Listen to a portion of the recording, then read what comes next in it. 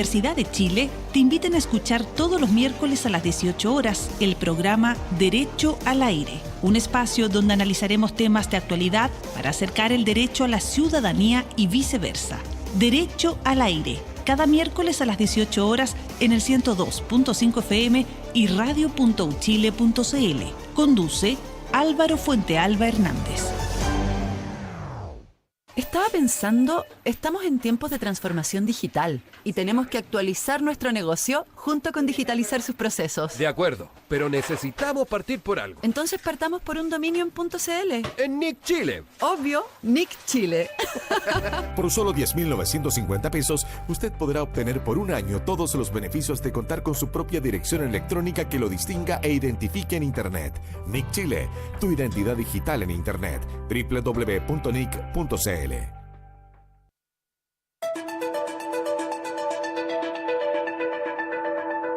Agenda Derechos Humanos con Claudio Nash. Teoría y práctica de la protección de los derechos humanos en Chile.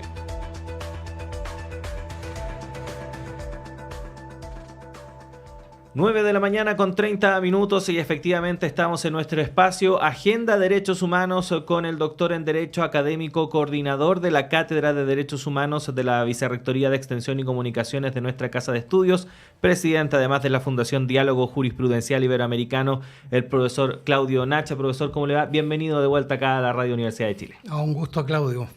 Sí, vamos a hablar a propósito de la Comisión Interamericana de Derechos Humanos y algunas reacciones que generó en nuestra política pública, en nuestras autoridades, el pronunciamiento que hizo a propósito de algunos aspectos que se estaban discutiendo en nuestro país. Recordemos que cuando fue el debate en torno a la ley Naín Retamal, que recordemos ya fue despachada y promulgada por el gobierno, hubo varias críticas al respecto de la poca participación de los expertos en la materia, expertos en seguridad, y fue precisamente algo que hizo notar el alto comisionado y la Comisión Interamericana respecto de que era necesario poder incorporar dentro del debate de una ley de este tipo a estas voces. Bueno, eso generó una serie de reacciones bastante críticas respecto de lo que había dicho la Comisión y el rol del alto comisionado, y por lo mismo queríamos conversar de eso para aclarar varios de los puntos que ahí se plantearon, profesor. ¿Cómo vio usted toda esa situación que se dio en torno a ese tema? Sí, Claudio, yo creo que se generó una discusión ahí que es bueno ir al fondo del asunto para que los y las auditoras entiendan y pongan un poco en contexto por qué organismos internacionales en materia de derechos humanos, como tú señalabas, como la Comisión, como Interamericana o el Alto Comisionado de Derechos Humanos intervienen dando su opinión en los procesos legislativos y en otros momentos de decisión de políticas públicas, de sentencias judiciales, etcétera. Y aquí yo creo que lo que tenemos que tener claro es que a nivel internacional se ha creado un sistema tanto en la ONU como en la OEA y en el sistema europeo y en el sistema africano para darle efectividad a los derechos que se consagran en estos catálogos, las declaraciones, las convenciones, los tratados, etc. Hay que darles efectividad, es decir, hay que bajarlos a la realidad. Y para eso se crean diversos organismos. Por ejemplo, están las cortes, de las cuales ya hemos hablado nosotros, la Corte Interamericana y Chile, pero hay organismos que tienen un rol de asesoramiento a los estados. Ese es su sentido. El más antiguo para nosotros es precisamente la Comisión Interamericana de Derechos Humanos, que es interesante eso para Chile. Se crea en el año 1959 acá en Santiago de Chile, en una reunión de ministros de Relaciones Exteriores. ¿Para qué? Para dos cosas, y eso se mantiene básicamente hasta el día de hoy: promover los derechos humanos y proteger los derechos humanos. Y en ese contexto, entonces, un órgano como la Comisión Interamericana tiene un rol clave para prevenir que no se produzcan violaciones de derechos humanos. Es decir, el sistema de protección de derechos humanos no tendría mucho sentido si solo actuara cuando ya se han producido las violaciones. Es decir, para constatar que hubo una violación e intentar reparar o mejorar la situación. Sino que el rol fundamental que tienen este tipo de organismos que tienen mucha más flexibilidad, se les denomina órganos cuasi políticos o cuasi judiciales, es precisamente poder entablar rápidamente un diálogo con los estados. ¿Qué hizo, por ejemplo, la Comisión Interamericana en el marco del estallido social? Elaboró un informe, hizo una visita al país, es decir, actuó en un momento de crisis.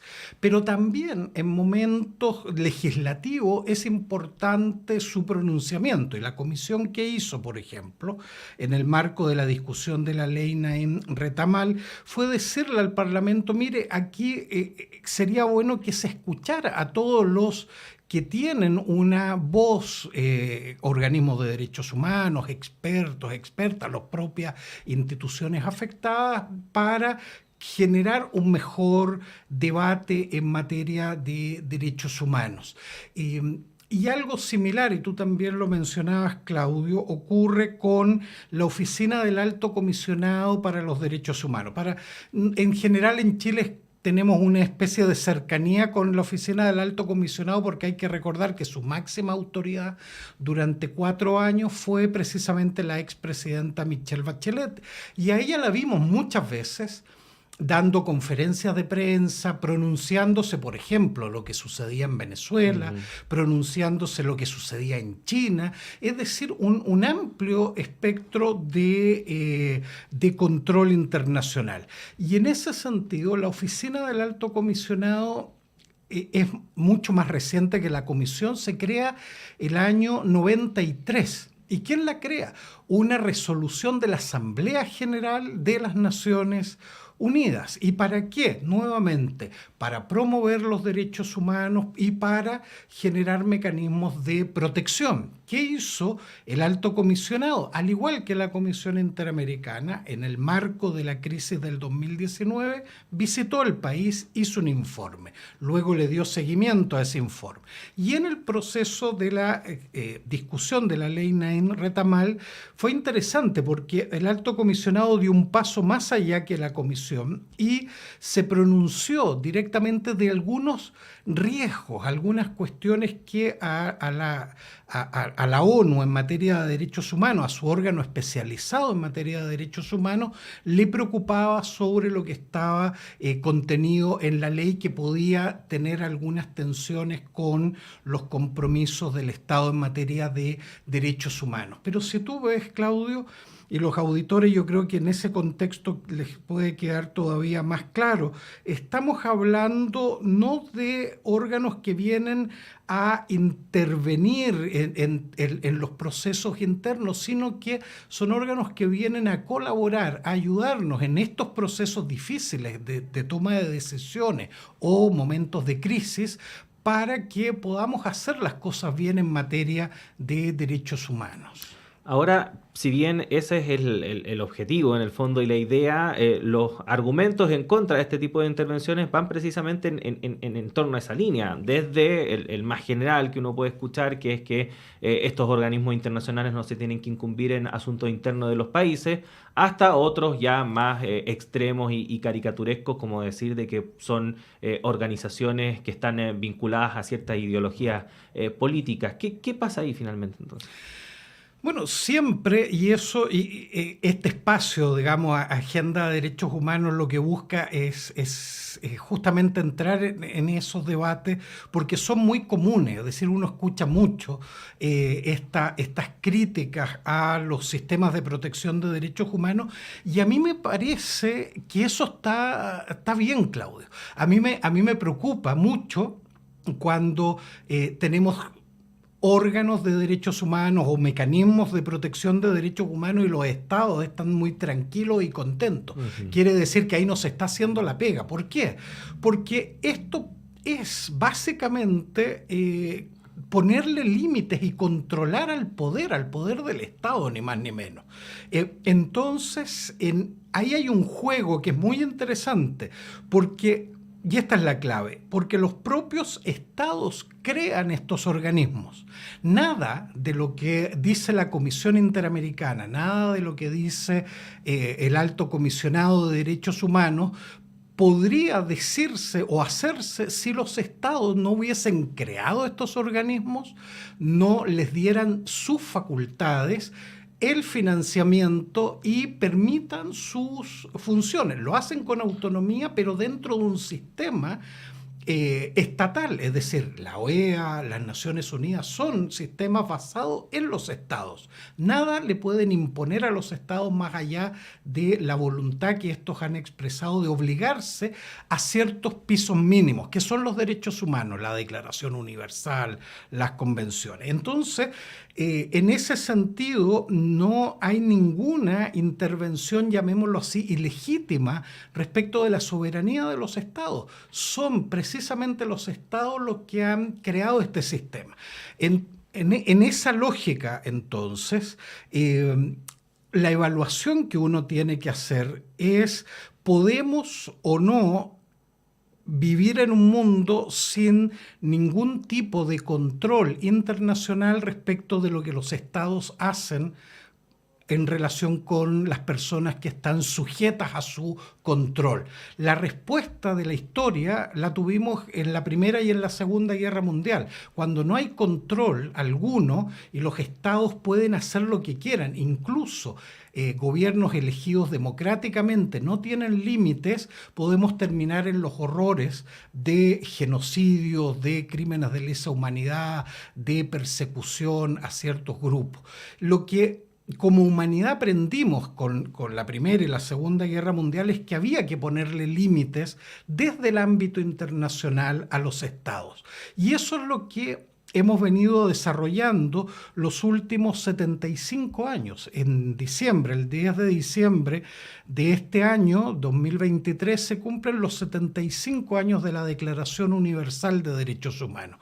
Ese es un paso que lo podemos denominar un paso civilizatorio, es decir, vamos a ponernos de acuerdo que los estados van a tener límites que vamos a controlar desde el ámbito internacional. Y esa es entonces la expresión más básica, yo diría, de un nuevo acuerdo a partir de una gran tragedia como fueron las dos guerras mundiales. Entonces, en ese sentido, yo diría que cualquier argumento que vaya en la línea de salirse de este sistema, además hoy en día en una sociedad interconectada, internacional, eso es imposible, pero la idea es tremendamente peligrosa, más allá de si se concreta o no, porque va socavando las bases de un piso mínimo en materia de derechos humanos.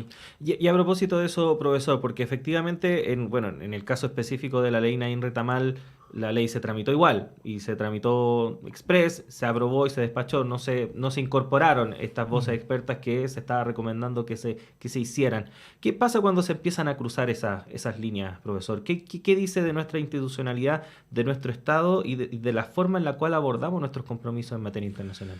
Sí, ahí hay, Claudio, dos cosas muy interesantes en lo que tú planteas. Uno, precisamente, que esa debiera ser una especie de luz, de luz amarilla o anaranjada. ¿En qué sentido? De que hay que tener mucho cuidado cuando empezamos a normalizar poner en riesgo los derechos humanos, cuando las violaciones de derechos humanos nos empiezan a parecer un elemento incluso ya no aceptado, sino que incluso necesario para lograr ciertos fines. Podemos llamar eso orden público, lo podemos llamar seguridad, lo podemos llamar revolución. Es decir, aquí esto le cae a todos los sectores que históricamente han planteado que los derechos humanos son un obstáculo para sus proyectos políticos, para las políticas criminales, para las políticas migratorias, etc. Entonces, cuando vamos horadando ese piso mínimo, entramos en situaciones de riesgo, no solo para el tema en el cual nos preocupa por una contingencia puntual, la crisis de seguridad o la crisis migratoria, sino que la propia idea de que el Estado, el poder, tiene límites que son infranqueables, se va horadando y se va perdiendo esa centralidad en materia de derechos humanos, y eso es peligroso. Pero por otra parte, también tenemos una cuestión sobre la responsabilidad del Estado. Cuando al Estado, en este caso a Chile, le dicen, mire, lo que usted está implementando tiene serios peligros respecto de sus obligaciones en derechos humanos. Por ejemplo, en la ley Naim Retamal, por primera vez desde el retorno a la democracia, retrocedemos en materia de protección contra la tortura. Es decir, habíamos puesto la tortura como un límite infranqueable, y lo que hace esta ley es modifica la prohibición y saca, por ejemplo, del agravante de ciertas prácticas que están penadas de la personas que están, en concreto, las personas que están en custodia del Estado y sufren tratos degradantes. Eso tenía una pena agravada, y hoy día eso se sacó. Es decir, hoy día hay menos protección contra la práctica de tortura y otros tratos crueles, inhumanos o degradantes. Hoy día que se esté discutiendo la criminalización de la migración irregular, eso ya derechamente no es solo una alerta, sino que ahí estamos incumpliendo con nuestros compromisos en materia de derechos humanos, y por lo tanto estamos arriesgando a futuras sanciones desde el ámbito internacional en esta materia. Pero alguien podría ser un poco muy cínico y decir, bueno, eso vendrá después, no nos preocupemos, pero eso tiene un efecto cotidiano, tiene un efecto en nuestra convivencia diaria, de que estamos enviando un mensaje claro de que los derechos humanos dejan de ser la base de nuestro acuerdo como sociedad. Y ese es un acuerdo que parecía muy potente, muy fuerte al término de la dictadura, y hoy día claramente, en vez de ir avanzando en su fortalecimiento del acuerdo del nunca más, vemos cómo se ha ido horadando. Uh-huh. Bueno, estamos en nuestro espacio Agenda Derechos Humanos con el profesor Claudio Nach. Estábamos conversando a propósito del rol de instituciones como, por ejemplo, las Naciones Unidas, la Comisión Interamericana de Derechos Humanos en materias internas, a propósito de algunos casos puntuales que se han dado en nuestro país durante las últimas semanas, pero también en este espacio aprovechamos de no solamente comentar lo que pasó, sino también adelantar lo que se viene, y en ese sentido hay varios hitos bien importantes que tienen relación con nuestro país y los derechos humanos que vale la pena destacar. Sin ir más lejos, esta semana sesiona la Corte acá en nuestro país. Así que, ¿qué podemos esperar para este mes, profesor? Sí, hay varias cosas, pero yo quería justamente poner el acento en esto. Hoy precisamente inicia sus sesiones la Corte Interamericana acá en Chile. Para quienes están viendo por Chile TV, podrán ver mi elegancia. Tiene que ver con, terminando aquí el programa, me voy a la inauguración del periodo de sesiones de la Corte, que se va a hacer en la Cancillería. La última vez que sesionó la Corte, si mal no recuerdo, fue por ahí por el 2009, fue hace mucho tiempo. Esto no es un hito cotidiano. Uh-huh. Para todos y todas quienes les interesa cómo funciona el sistema de derechos humanos, aquí es bueno ir a verlo, porque es un periodo ordinario de sesiones. Es decir, van a haber casos con Paraguay, Brasil, tengo entendido. Uno se puede inscribir, los quienes nos están escuchando pueden entrar a la página de la Corte Interamericana, y en la página de la Corte lo primero que se van a encontrar es precisamente con el periodo de sesiones, y ahí hay un banner donde uno puede inscribirse para ir a alguna de las sesiones y ver cómo funciona. Yo les diría especialmente a los estudiantes de Derecho, pero todos aquellos quienes se interesan en estos temas, es muy interesante ver cómo funciona. Hay toda una puesta en escena de una Corte Internacional que ya no hay que ir a Costa Rica o a La Haya para verla en funciones, sino que aquí en Huérfanos, en el edificio donde sesiona el Tribunal Constitucional. Desde mañana martes va a estar funcionando. Así que la invitación es a asistir y darle una mirada en vivo y en directo al trabajo de la Corte Interamericana. Y lo otro que quería poner, digamos, el énfasis es precisamente en lo que va a seguir siendo el diálogo de organismos internacionales con Chile en el marco de este verdadero frenesí legislativo que estamos teniendo en materias de seguridad y otros, particularmente en el tema de migración. Yo creo que va a venir bastante discusión, y también hay que estar atento porque la semana pasada estuvo el relator sobre derecho de reunión, el relator que se encarga del tema de protesta social de Naciones Unidas acá en Chile, así que probablemente haya algún pronunciamiento también de ese organismo particular dentro de esto tan amplio que hemos hablado de Alto Comisionado, Consejo de Derechos Humanos. Así que vamos a tener a Chile nuevamente en la agenda en materia de derechos humanos, y ahí vamos a ir haciéndole el correspondiente seguimiento, Claudio. Así que muchas gracias por el espacio una vez más. Sí, por supuesto vamos a seguir comentando estos temas acá en Agenda de Derechos Humanos, y usted también puede revisar periódicamente las columnas que va publicando en nuestro diario electrónico radio.chile.cl el profesor Claudio Nach. Lo liberamos, profesor, para que pueda ir ahí a la inauguración de la sesión de la Corte. Así que muchas gracias y que tenga buen día. Chao, chao.